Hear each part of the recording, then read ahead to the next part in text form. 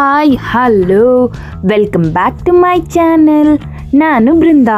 ಇವತ್ತು ಸ್ಪೆಷಲಾಗಿ ಏನು ಮಾಡ್ತಾಯಿದ್ದೀನಿ ಅಂದರೆ, ಸೊ ಇದ್ರ ನೇಮ್ ಬಂದ್ಬಿಟ್ಟು ಸ್ಪೆಷಲ್ ವೆಜ್ಜಿ ಫ್ರೈಡ್ ರೈಸ್ ಅಂತ. ಸೊ ತುಂಬಾ ಸೂಪರಾಗಿರುತ್ತೆ, ಈಸಿಯಾಗಿ ತಯಾರಾಗುತ್ತೆ, ಹಾಗೆ ತುಂಬಾ ಟೇಸ್ಟಿಯಾಗಿರುತ್ತೆ. ಈಗಿನ ಇದರಲ್ಲಿ ತುಂಬ ಟೊಮೆಟೊ ಬಾತ್, ಪಲಾವ್ ಅದು ಇದು ತಿಂದು ಬೇಜಾರಾಗಿದ್ದರೆ ಈ ಥರ ಒಂದು ಈಸಿಯಾಗಿ ಫ್ರೈಡ್ ರೈಸ್ನ ನೀವು ಟ್ರೈ ಮಾಡ್ಬೋದು. ಹೆಂಗಿರುತ್ತೆ ಅಂದರೆ ಸಖತ್ತಾಗಿರುತ್ತೆ. ನೀವು ಕೂಡ ಇದನ್ನು ಟ್ರೈ ಮಾಡಿ ಹೇಗೆ ಬಂತು ಅಂತ ನನಗೆ ಕಮೆಂಟ್ ಮಾಡಿವ್ರಂತ. ಈಗ ಫಸ್ಟು ವಿಡಿಯೋನ ಸ್ಟಾರ್ಟ್ ಮಾಡೋಣ. ನಿಚ್ಚುಮ ಫ್ರೈಡ್ ರೈಸ್ ಹೆಂಗಿತ್ತುಮ್ಮ? ಚೆನ್ನಾಗಿತ್ತು. ಖಾರ ಆಯ್ತಾ? ಹಾಂ. ಏಯ್ ಖಾರ ಆಯ್ತಾ ಪಕ್ಕಿ? ನಾನು ಕರೆಕ್ಟಾಗಿ ಹೇಳು, ಹೆಂಗಿತ್ತು? ಚೆನ್ನಾಗಿತ್ತು. ಇಷ್ಟ ಆಯ್ತಾ? ತಿಂದ ಫುಲ್ ಖಾಲಿ ಮಾದ? ಇದ್ರ ಜೊತೆ ಏನ್ ಮಾಡಿತ್ತು ಬುನಮ್ಮ? ಗೋಬಿ. ಚೆನ್ನಾಗಿತ್ತ ಗೋಬಿನು? ತಿಂದ? ಅದು ಖಾರ ಆಯ್ತಮ್ಮ? ಇಲ್ಲ ಅಲ್ಲ, ಚೆನ್ನಾಗಿತ್ತಲ್ಲ? ಹೇಳು. ನೋಡಿ ಗೈಸ್, ಖಾರ ಇತ್ತಂತೆ. ಸ್ವಲ್ಪ ಹಾಕಿರ್ತೀನಿ ಇವಳಿಗೋಸ್ಕರ. ಖಾರ ತಿನ್ನಲ್ಲ ಅಂತ, ಆದ್ರೂ ಖಾರ ಆಯ್ತಂತೆ. ಬಂಗೋರು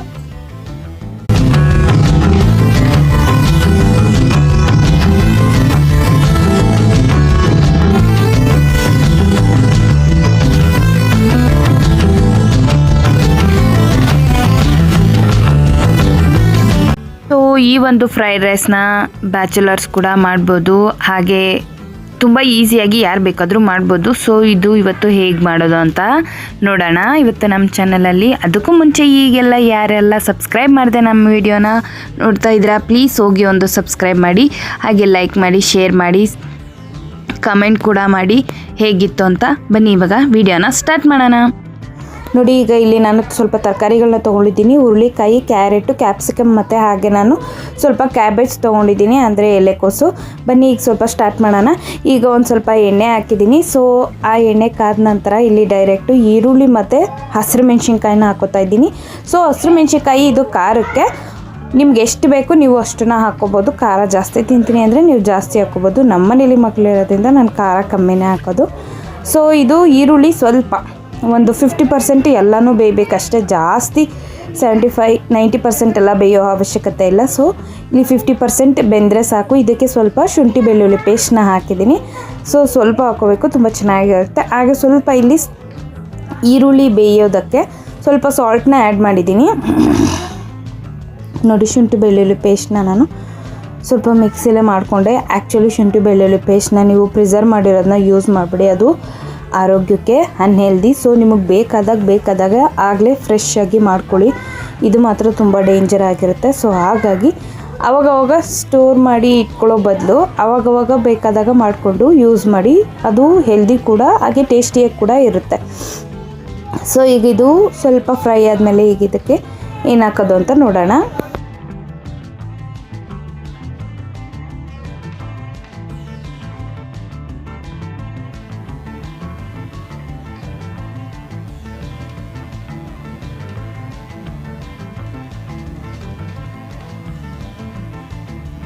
ನೋಡಿ, ಇದಕ್ಕೆ ನಾನು ಒಂದು 1/4 kg ಆಗೋಷ್ಟು ತರಕಾರಿ ತೊಗೊಂಡಿದ್ದೆ. ಹುರುಳಿಕಾಯಿ, ಕ್ಯಾರೆಟು, ಕ್ಯಾಪ್ಸಿಕಮ್ ಹಾಗೆ ಕ್ಯಾಬೇಜ್ನ ತೊಗೊಂಡಿದ್ದೆ.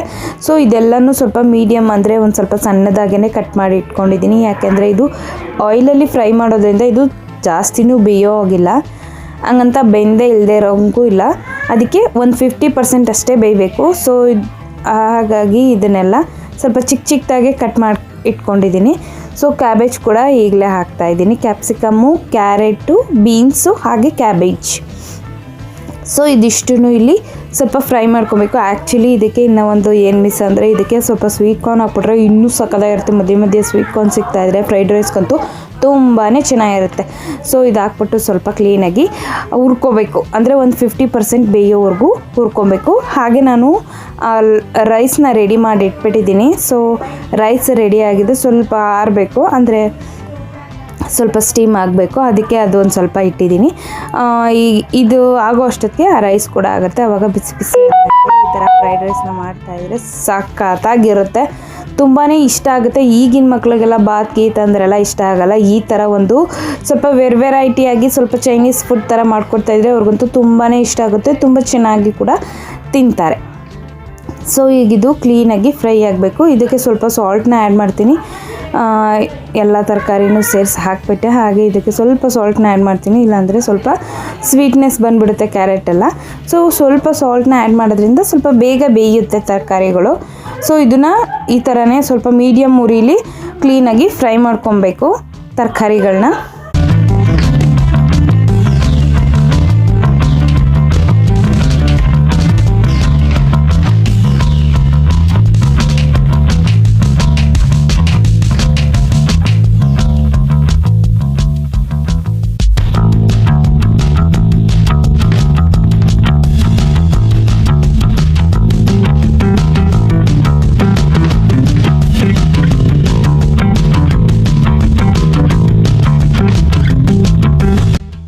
ನೋಡಿ ಸಾಲ್ಟ್ನ ನಾನು ಇಲ್ಲಿ ಸೇರಿಸ್ತಾ ಇದ್ದೀನಿ. ಸೊ ಇದಕ್ಕೆ ಇವತ್ತು ಒಂದು ಮ್ಯಾಜಿಕ್ ಒಂದು ಪೌಡರ್ ಅಂತಲೇ ಹೇಳ್ಬೋದು. ಸೊ ಅದನ್ನು ಹಾಕ್ತಾ ಇದ್ದೀನಿ. ಆ ಮ್ಯಾಜಿಕ್ ಪೌಡ್ರು ಏನು ಅಂತ ನೀವು ನೋಡಬೇಕಂದ್ರೆ ಫುಲ್ ವಿಡಿಯೋನ ಸ್ಕಿಪ್ ಮಾಡದೆ ನೋಡಬೇಕು. ಸೊ ಫ್ರೈಡ್ ರೈಸ್ ಯಾರ್ಯಾರಿಗೆಲ್ಲ ಇಷ್ಟ ಈ ಥರ ಒಂದು ಫ್ರೈಡ್ ರೈಸ್ನ ಮಾಡಿ ಕಳೆದೋಗ್ತೀರಾ ಗಾಯ್ಸ್. ತುಂಬ ಚೆನ್ನಾಗಿರುತ್ತೆ, ತುಂಬ ಒಂಥರ ಒಂದು ಟೇಸ್ಟು ಮರೆಯೋಕ್ಕಾಗಲ್ಲ. ಅದಂಗೆ ಮೈಂಡಲ್ಲಿ ಫಿಕ್ಸ್ ಆಗಿಬಿಟ್ಟಿರುತ್ತೆ. ಇವಾಗ ನಾವು ಓದಿದ್ದು ಬರೆದಿದ್ದು ಆದರೆ ಈ ಥರ ಇದೇ ಚಾಪ್ಟ್ರಲ್ಲಿ ಇತ್ತು ಅನ್ಬೋದು, ಬಟ್ ಆ ಟೇಸ್ಟ್ನ ನಾವು ಎಕ್ಸ್ಪ್ರೆಸ್ ಮಾಡೋಕ್ಕಾಗಲ್ಲ. ಅದು ಟೇಸ್ಟ್ ಮಾಡಿದಾಗಲೇ ಆ ಒಂದು ಟೇಸ್ಟ್ ನೆನಪಾಗೋದು. ಸೊ ಆ ಥರ ತುಂಬ ಚೆನ್ನಾಗಿರುತ್ತೆ. ನೋಡಿ ಈ ಥರ ಕ್ಲೀನಾಗಿ ಹುರ್ಕೊಬೇಕು. ಈಗ ಒಂದು ಮೀಡಿಯಮಾಗಿ ಒಂದು 50% ಬೆಂದಿದೆ ಅಂತ ಅನ್ಕೋತೀನಿ. ಒಂದು ಸ್ವಲ್ಪ ಒಂದೆರಡು ಕ್ಯಾರೆಟು ಹುಳಿಕಾಯಿನ ಸ್ವಲ್ಪ ಪಚ್ಚಕ್ಕೆ ಮಾಡಿದ್ರೆ ಗೊತ್ತಾಗುತ್ತೆ ಎಷ್ಟು ಬೆಂದಿದೆ ಅಂತ.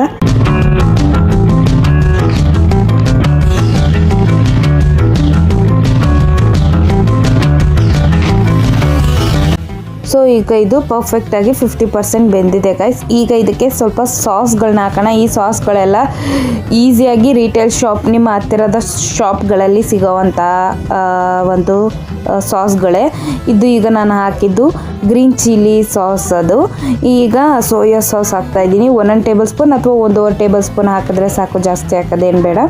ಸೊ ಈ ಸಾಸ್ಗಳು ಆಪ್ಷನಲ್, ಹಾಕ್ಕೊಂಡ್ರೆ ಹಾಕೊಬೋದು, ಹಾಕೊಳ್ದೆ ಹೋದ್ರು ಇಲ್ಲದೆ ಹೋದ್ರೂ ಪರವಾಗಿಲ್ಲ, ನಡೆಯುತ್ತೆ. ಸೊ ಈಗ ಇದಕ್ಕೆ ಸ್ವಲ್ಪ ಟೊಮೊಟೊ ಕೆಚಪ್ ಕೂಡ ಹಾಕ್ತೀನಿ. ಸೊ ಟೊಮೊಟೊ ಕೆಚಪ್ ಕೂಡ ಸಖತ್ತಾಗಿರುತ್ತೆ ಮಾತ್ರ. ನೋಡಿ ಈಗ ಅದು 2 ರೂಪೀಸ್ಗೆ ಬರುತ್ತಲ್ವ.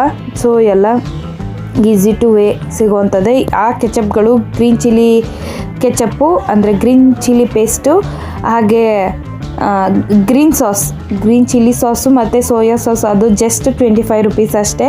ಸೊ ನಿಮ್ಮ ಮನೆ ಹತ್ರ ಸಿಗೋಂಥ ರಿಟೇಲ್ ಶಾಪ್ಗಳಲ್ಲೇ ನಾನು ತೊಗೊಂಬಂದಿರೋದು. ಸೊ ಅದೇನು 200-300 ರೂಪಾಯಿದೇನಲ್ಲ. ಸೊ 25 ರೂಪೀಸ್ ಅಷ್ಟೇ ಸೋಯಾ ಸಾಸ್ ಹಾಗೆ ಗ್ರೀನ್ ಚಿಲ್ಲಿ ಸಾಸು. ಸೊ ಈಗ ಇದಕ್ಕೆ ಸ್ವಲ್ಪ ಪೆಪ್ಪರ್ ಪೌಡ್ರನ್ನ ಆ್ಯಡ್ ಮಾಡ್ತಾಯಿದ್ದೀನಿ. ಸೊ ಇದು ನೀವು ಖಾರ ನೋಡಿಕೊಂಡು ಆ್ಯಡ್ ಮಾಡ್ಬೋದು. ಸೊ ತುಂಬಾ ಚೆನ್ನಾಗಿರುತ್ತೆ. ನೋಡಿ ಈಗ ಇದಕ್ಕೆ ಇದು ನಾನು ಸ್ವಲ್ಪ ಖಾರ ಕಮ್ಮಿ ಹಾಕಿದ್ದೀನಿ, ಅಂದರೆ ಹಸಿರುಮೆಣ್ಸಿನ್ಕಾಯಿ ಖಾರ ತಿಂದರೆ ಒಳ್ಳೆಯದಲ್ಲ. ಸೊ ಈ ಥರ ಪೆಪ್ಪರ್ದು ಖಾರ ತಿಂದರೆ ಒಳ್ಳೆಯದು ಬಾಡಿಗೆ. ಸೊ ಹಾಗಾಗಿ ಇದನ್ನು ಸ್ವಲ್ಪ ಜಾಸ್ತಿ ಆ್ಯಡ್ ಮಾಡ್ತಾಯಿದ್ದೀನಿ. ಮಕ್ಳಿಗೇನಾದರೂ ಕೆಮ್ಮಿದ್ರೆ ಕಫ ಇದ್ದರೆ ಅದೆಲ್ಲ ಹಾಗೆ ಕರಗುತ್ತೆ. ಸೊ ಆ ಖಾರ ತಿನ್ಬೋದು, ಈ ಖಾರ ತಿಂದರೆ ಹೊಟ್ಟೆ ಉರಿಯುತ್ತೆ. ನೋಡಿ ಇದು Teju egg fried rice masala, ಇವತ್ತಿನ ಮ್ಯಾಜಿಕ್ ಮಸಾಲ ಅಂತ ಹೇಳಿದ್ನಲ್ಲ ಅದು ಇದೆ. ಸೊ ಇದನ್ನು ಫುಲ್ ಹಾಕ್ಬಿಟ್ರೆ ಹೆಂಗಿರುತ್ತೆ ಅಂದರೆ ಫ್ರೈಡ್ ರೈಸು ಸೂಪರ್ ಟೇಸ್ಟಿಯಾಗಿರುತ್ತೆ. ಒಳ್ಳೆ ಕಲರಾಗಿ ಕೂಡ ಇರುತ್ತೆ. ಏನೋ ನನ್ನ ಫೋನಲ್ಲಿ ಕಲರ್ ಬರಲ್ಲ ಗೈಸ್, ತುಂಬ ಚೆನ್ನಾಗಿರುತ್ತೆ. ನೀವು ಒಮ್ಮೆ ಈ ಥರ ಟ್ರೈ ಮಾಡಿ, ಎಷ್ಟು ಚೆನ್ನಾಗಿರುತ್ತೆ ನೋಡಿ. ಈಗ ಇದಕ್ಕೆ ರುಚಿಗೆ ತಕ್ಕಷ್ಟು ಸಾಲ್ಟ್ನ ಆ್ಯಡ್ ಮಾಡ್ತಾಯಿದ್ದೀನಿ. ಸೊ ತುಂಬ ಚೆನ್ನಾಗಿರುತ್ತೆ. ಸೊ ಈಗ ಎಲ್ಲ ಬೆಂದಿದೆ. ಈಗ ಇದಕ್ಕೆ ನಾನು ಆಲ್ರೆಡಿ ಮಾಡ್ಕೊಂಡಿರೋ ಅನ್ನನ ನಾನು ಇದಕ್ಕೆ ಹಾಕ್ತಾಯಿದ್ದೀನಿ. ನಾನಿವತ್ತು ತಪ್ಪಲೆಯಲ್ಲೇ ಅನ್ನ ಮಾಡಿದ್ದೆ. ಸೊ ಇದಕ್ಕೆ ಫ್ರೈಡ್ ರೈಸ್ ಅಂದಮೇಲೆ ತಪ್ಪಲೆಯಲ್ಲೇ ಅನ್ನ ಬೇಕು, ಯಾಕೆಂದರೆ ಅದು ಸ್ವಲ್ಪ ಉದುರಾಗಿ ಬೇಕು. ಕುಕ್ಕರಲ್ಲಿ ಅನ್ನ ಮಾಡಿದ್ರು ಉದುರಾಗಿ ಆಗುತ್ತೆ, ಬಟ್ ಸ್ವಲ್ಪ ಮುದ್ದೆಯಾಗಿ ಆಗಿರುತ್ತೆ ಗೈಸ್. ಹಾಗಾಗಿ ಇದರಲ್ಲಿ ತಪ್ಪಲೆಯಲ್ಲಿ ಮಾಡಿಕೊಂಡ್ರೆ ಆ ಅನ್ನ ಹಾಕ್ಬಿಟ್ಟು ಫ್ರೈಡ್ ರೈಸ್ ಮಾಡಿದ್ರೆ ತುಂಬಾ ಚೆನ್ನಾಗಿರುತ್ತೆ. ಸೊ ಈಗ ಇದನ್ನು ಕ್ಲೀನಾಗಿ ಮಿಕ್ಸ್ ಮಾಡಿ ಆಮೇಲೆ ಒಂದು ತಟ್ಟೆಗೆ ಹಾಕ್ಕೊಂಡು ಬಾರಿಸ್ತಾ ಇರೋದೆ. ಯಾವಾಗಲೂ ಅಡುಗೆನ ತುಂಬ ಪ್ರೀತಿಯಿಂದ ಮಾಡಿ, ಆವಾಗ ಯಾವುದೇ ಒಂದು ಅಡುಗೆ ಆದರೂ ತುಂಬಾ ಟೇಸ್ಟಿಯಾಗಿ ತುಂಬ ರುಚಿಯಾಗಿ ಬರುತ್ತೆ. ಸೊ ಆವಾಗ ಎಲ್ಲರೂ ಮಾಡಿರೋ ಅಡುಗೆನ ತಿಂದು ಖಾಲಿ ಮಾಡ್ತಾರೆ. ಸೊ ಅಡುಗೆ ಮಾಡಿರೋ ಅಡುಗೆ ಫುಲ್ ಖಾಲಿಯಾಗಿ ತುಂಬ ಚೆನ್ನಾಗಿತ್ತು ಅಂತ ಮನಸಾರ ಹೊಗಳಿದ್ರೆ ಅದಕ್ಕಿಂತ ಇನ್ನು ಯಾವುದೇ ಒಂದು ಮೆಡಲ್ ಕೂಡ ಬೇಕಾಗಿಲ್ಲ. ಅಷ್ಟು ತೃಪ್ತಿ ಆಗುತ್ತೆ, ನಾವು ಒಂದು ಅಡುಗೆ ಮಾಡಿರೋ ಒಂದು ಸಾರ್ಥಕತೆ ಸಿಗುತ್ತೆ ನಮಗೆ. ಸೊ ನೋಡಿ ಹೇಗಿತ್ತು ಅಂತ, ತುಂಬಾ ಚೆನ್ನಾಗಿತ್ತು. ಆ್ಯಕ್ಚುಲಿ ಇವತ್ತು ನಮ್ಮ ಪಾಪು ಕೈಲಿ ಹೇಳ್ಸೋಣ ಅಂತಿದ್ದೆ ಹೇಗಿತ್ತು ಅಂತ. ಅವಳು ತುಂಬ ಬ್ಯುಸಿ ಆಗ್ಬಿಟ್ಟವಳೆ, ಅವನು ಯಾಕೋ ಬರ್ತಾನೇ ಇಲ್ಲ ಹೇಳಕ್ಕೆ. ಸೊ ಹೇಗಿತ್ತು ಅಂತ ಕಮೆಂಟ್ ಮಾಡಿ. ಇದನ್ನು ಈ ಒಂದು ರೆಸಿಪಿನ ನೀವು ಕೂಡ ಮನೇಲಿ ಟ್ರೈ ಮಾಡಿ, ಹೇಗೆ ಬಂತು ಅಂತ ನನಗೆ ಕಮೆಂಟ್ ಮಾಡಿ. ಸೂಪರಾಗಿರುತ್ತೆ. ಆ್ಯಕ್ಚುಲಿ ನೆಕ್ಸ್ಟು ನಾನು ಇದೇ ಥರ ಎಗ್ ಫ್ರೈಡ್ ರೈಸ್ ಮಾಡಬೇಕಂತ ಇದ್ದೀನಿ ಗೈಸ್. ನನಗೇನೋ ತುಂಬ ಇಷ್ಟ ಆಗ್ಬಿಟ್ಟೈತೆ, ಒಂದ್ಸಲಿ ಮಾಡಿದೆ ಹೇಗಿತ್ತು ಅಂತ, ಸಕ್ಕತ್ತಾಗಿತ್ತು. ಅದನ್ನು ನಾನು ನಿಮಗೂ ಕೂಡ ಶೇರ್ ಮಾಡಬೇಕು, ನೀವು ಕೂಡ ಮನೇಲಿ ಮಾಡಬೇಕು. So next egg fried rice ಮಾಡ್ತೀನಿ. ಯಾರಿಗಾದ್ರೂ ಬೇಕು ಅಂದರೆ ಕಮೆಂಟಲ್ಲಿ ಹಾಕಿ ಎಗ್ ಫ್ರೈಡ್ ರೈಸ್ ಅಂತ. ಸೊ ನೋಡಿ ಎಷ್ಟು ಚೆನ್ನಾಗಿತ್ತು ಅಂದರೆ ಸಕ್ಕತ್ತಾಗಿತ್ತು. ಇದಕ್ಕೆ ಆ್ಯಕ್ಚುಲಿ ಗೋಬಿ ಮಾಡಿದ್ದೆ. ಸೊ ಅದ್ರ ಜೊತೆ ಗೋಬಿ ವಿತ್ ಫ್ರೈಡ್ ರೈಸ್ ತಿಂತಾಯಿದ್ರೆ ಸೂಪರಾಗಿತ್ತು ಗೈಸ್. ತುಂಬ ಒಂದೊಳ್ಳೆ ತುಂಬ ಗುಡ್ ಕಾಂಬಿನೇಷನ್ ಅಂತಲೇ ಹೇಳ್ಬೋದು. ತುಂಬಾ ಚೆನ್ನಾಗಿತ್ತು. ಸೊ ಈ ಥರ ಒಂದು ಫ್ರೈಡ್ ರೈಸ್ ನಿಮಗೂ ಕೂಡ ಇಷ್ಟ ಆಗಿದ್ರೆ ನೀವು ಕೂಡ ಮನೇಲಿ ಟ್ರೈ ಮಾಡಿ, ಹೇಗೆ ಬಂತು ಅಂತ ನನಗೆ ಕಮೆಂಟ್ ಹಾಕಿ. ನಿಮ್ಗೆ ಯಾವುದಾದ್ರೂ ಈಸಿ ರೆಸಿಪಿ ಹಾಗೆ ತುಂಬ ಚೆನ್ನಾಗಿರೋ ರೆಸಿಪಿಗಳು ಗೊತ್ತಿದ್ದರೆ ನನಗೂ ಕೂಡ ಹೇಳಿ. ನನ್ನ ಯೂಟ್ಯೂಬ್ ಚಾನಲಲ್ಲಿ ಅದನ್ನು ನಾನು ಮಾಡ್ತೀನಿ. ಆವಾಗ ನಿಮ್ಮ ಹೆಸ್ರು ಕೂಡ ಹೇಳ್ತೀನಿ ಹೇಗಿತ್ತು ಅಂತ. ಸೊ ತುಂಬ ಚೆನ್ನಾಗಿರುತ್ತೆ ಫ್ರೈಡ್ ರೈಸ್ಗಳು. ನಂಗೆ ಫಸ್ಟ್ ಇಷ್ಟ ಆಗ್ತಿರ್ಲಿಲ್ಲ. ನಾನು ಈ ಹೋಟೆಲ್ಗಳಲ್ಲಿ ತಿಂದಿದ್ದೀನಿ, ಒಳ್ಳೆ ಸೀದೋಗಿರೋ ಸ್ಮೆಲ್. ತಿಂತಾಯಿದ್ರು ಒಂಥರ ಕಂಟು ಥರ ಸ್ಮೆಲ್ ಬರುತ್ತೆ, ಆವಾಗ ಒಂಥರ ಚೆನ್ನಾಗಿರಲ್ಲ. ಬಟ್ ನಾನು ಮನೇಲೇ ಮಾಡಿದಾಗ ಎಷ್ಟು ಸಕ್ಕತ್ತಾಗಿ ಬಂದಿತ್ತು ಅಂದರೆ ನನಗೆ ಗೊತ್ತಿರಲಿಲ್ಲ ಎಷ್ಟು ಚೆನ್ನಾಗಿ ಬರುತ್ತೆ ಅಂತ. ತುಂಬಾ ಚೆನ್ನಾಗಿತ್ತು. ಆ್ಯಕ್ಚುಲಿ ನನಗೆ ಈ ಅಡುಗೆಗಳು ತುಂಬ ಈಸಿಯಾಗಿದ್ದರೆ ಈಸಿಯಾಗಿ ಮಾಡಿಬಿಡ್ತೀನಿ. ತುಂಬ ಟ್ರಿಕ್ಕಿ, ಅದು ರುಬ್ಬಿ ಇದು ಒಗ್ಗರಣೆ ಹಾಕಿ ಮತ್ತೆ ಅದನ್ನ ರುಬ್ಬಿ ಇದನ್ನು ಒಗ್ಗರಣೆ ಹಾಕಿ ಅಷ್ಟೊಂದೆಲ್ಲ ಪೇಷನ್ಸ್ ಇಲ್ಲ ಗೈಸ್ ನನಗೆ. ಸೊ ನನಗೆ ಎಷ್ಟು ಈಸಿ ಆಗುತ್ತೆ. ಸೊ ನನ್ನ ಅಡುಗೆ ಅಂದರೆ ನನ್ನ ಚಾನಲ್ನ ನೋಡಿ ಅಡುಗೆ ಮಾಡೋರು ಕೂಡ ಅಷ್ಟೇ ಈಸಿಯಾಗಿರಬೇಕು, ತುಂಬ ರುಚಿಯಾಗಿ ಕೂಡ ಇರಬೇಕು. ಈಗ ಕೆಲವರು ಬ್ಯಾಚುಲರ್ಸ್ ಕೂಡ ನೋಡ್ತಾ ಇರ್ತಾರೆ. ಸೊ ಅವ್ರಿಗೂ ಕೂಡ ಈಸಿ ಆಗೋ ಥರ ನಾನಿವತ್ತು ಹೇಳ್ಕೊಟ್ಟಿದ್ದೀನಿ. ಸೊ ಇದನ್ನು ನೀವು ಕೂಡ ಮನೇಲಿ ಟ್ರೈ ಮಾಡಿ, ಹೇಗೆ ಬಂತು ಅಂತ ನನಗೆ ಕಮೆಂಟ್ ಹಾಕಿ. ನನ್ನ ಚಾನಲಲ್ಲಿರೋ ಎಲ್ಲ ಅಡುಗೆಗಳು ಬ್ಯಾಚುಲರ್ಸ್ ಕೂಡ ಟ್ರೈ ಮಾಡ್ಬೋದು. Thank you so much.